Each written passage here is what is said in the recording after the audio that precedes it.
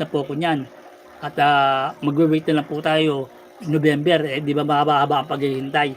Pero makakasiguro naman tayo na magiging worth it yung ating paghihintay once na nahawakan na po natin yun.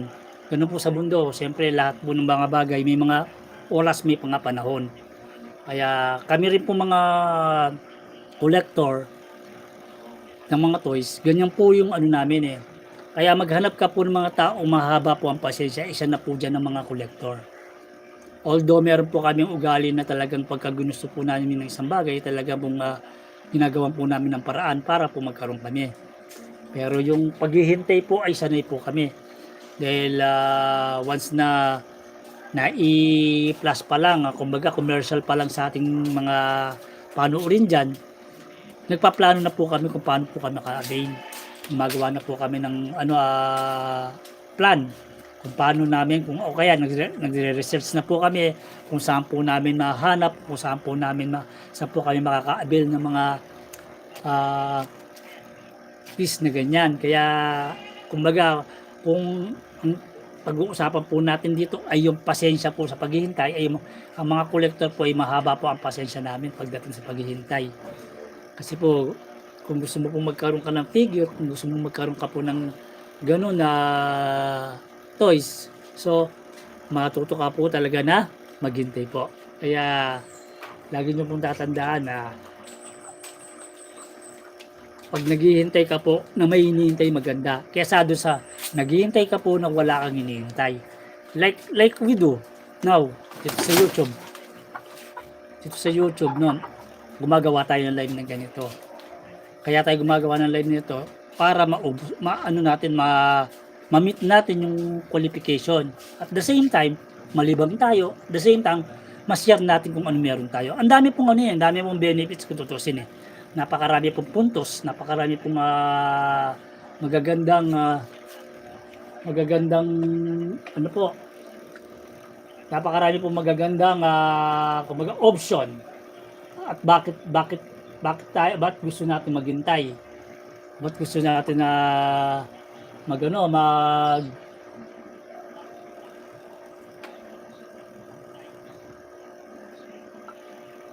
bakit gusto natin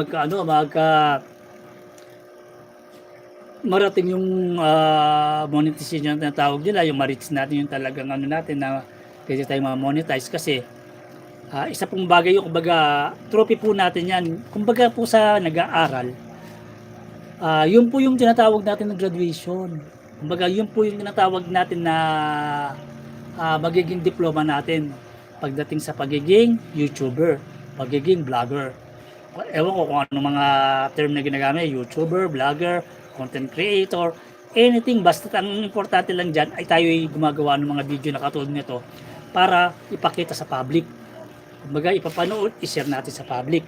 So, yun po yung masasabi natin na mako-contribute natin sa mundo na kumbaga darating ang panahon na magkakaedad tayo. So, yung mga ganitong piece po na video na ginawa natin, lahat po yan ay magmimiss ko lang memories natin po yan. Memories natin na i-share natin sa buong mundo. Na masasabi na ang ating buhay, ang buhay po ni Ethan Krabs Band ay open to the public. Yun po. The same time, ito pong ating mga collection ay open to the public. Na talagang inano po natin to para mag-enjoy po yung ating mga fellow mahihilig po sa mga collection, ay makikita po nila na may mga collection pala na ganyan.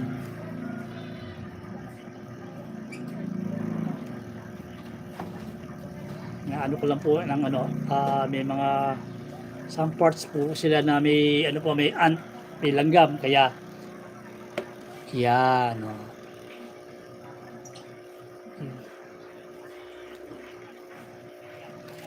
Kaya yun ang masasabi natin na very nice.